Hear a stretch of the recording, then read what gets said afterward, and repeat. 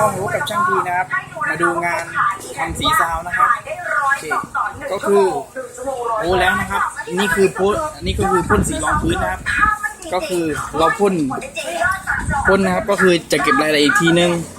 มันจะมีเป็นรอยนะครับเป็นรอยตามดเราก็ต้องโป๊อีกรอบนึงนะครับก็คือมันจะมีรอยเดี๋ยวให้ดูนะครับเนี่ยครับพวกรอยอย่างเงี้ยเราก็ต้องมาเก็บละเอียดแล้วก็โป๊อีกรอบนึงครับถึงจะลงสีจริงได้นะครับสีอันนี้ของใครครับก็น่าจะรู้นะครับ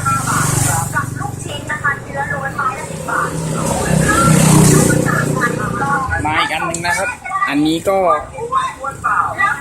เก็บละเอียดอีกทีนะครับก็ยังมีรอยตามมดอยู่นิดนึงก็คือว่างานต้องเนี้ยป่ะครับพรุ่งนี้น่าจะได้ลงสีจริงครับผมขอบคุณครับ